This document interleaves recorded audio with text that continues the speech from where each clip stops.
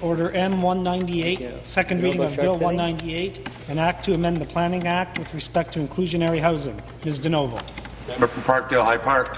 Yes, thank you, Mr. Speaker. I move second reading of Bill 198, an act to amend the Planning Act with respect to inclusionary zoning. Ms. DiNovo moves second reading of Bill 198. Pursuant to Standing Order 98, the member has 12 minutes for her presentation. Member from High Park.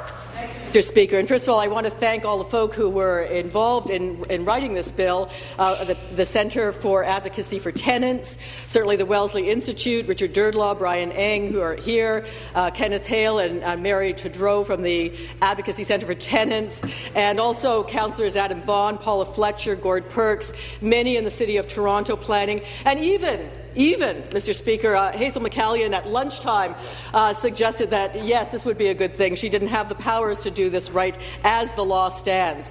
It's a very simple little bill, and I quite frankly, Mr. Speaker, would assert that this is nonpartisan. This is a piece of the puzzle that will address the nightmare of housing in Ontario.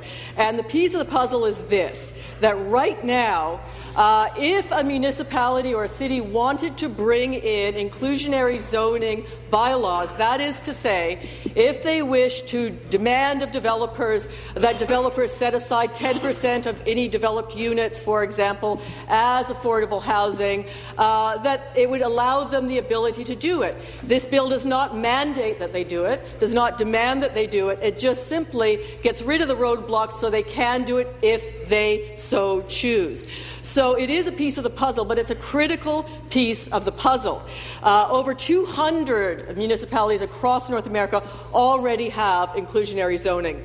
And certainly a number of states have brought in legislation very similar to this one, so that roadblocks are removed. I know that I was speaking to the Housing Minister. He suggested that we already have that ability as municipalities in Ontario.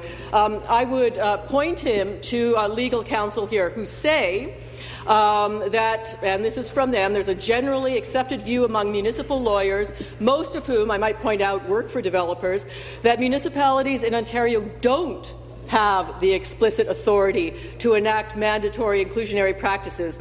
And as you know, the general constitutional rule is that municipalities can only do those things for which they have explicit legal authority. There are a growing number of municipal planners, I've heard from them, they've been part of this bill, including senior staff in Toronto and Ottawa, who want to have mandatory zoning tools available to them. But they're worried about sticking their necks out too far because developers will inevitably take this to the OMB and win, and they have. What is inclusionary zoning? Just so folk know. And it's worked, by the way, extremely effectively. Maryland, Boston was one of the first to enact it back in the 70s. Since the 70s, because of inclusionary zoning bylaws, they have over 10,000 units of affordable housing they wouldn't otherwise have. I did a little straw poll, and based on the number of units that were developed and built, in 1 year alone, from 2007 to 2008, we would have had 4,000 affordable housing units built as part of our housing unit mix if Toronto, for example, or if any of our municipalities had had the ability to bring in this bylaw. What is the context, Mr. Speaker? Well, the context is 130,000 households waiting for affordable housing in the province of Ontario, waiting an average of 10 to 12 years.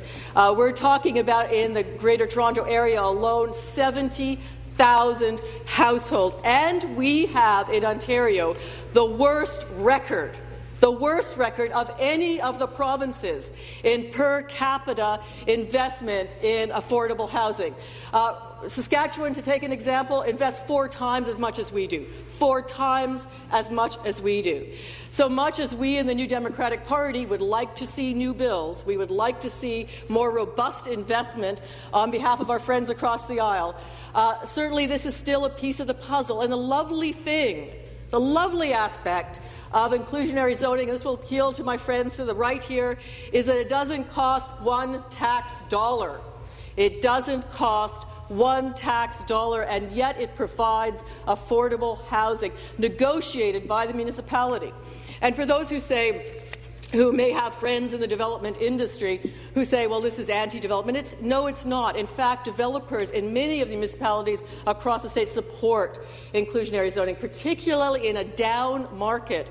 This allows them, in fact, in their own jargon, to get rid of some unwanted units because they can't sell them, and somebody out there needs them.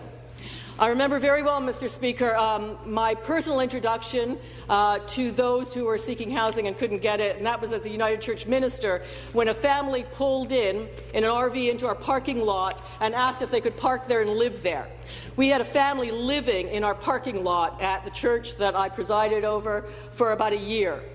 Their children went to school from the RV in the parking lot and came home every day. They used the church as their address.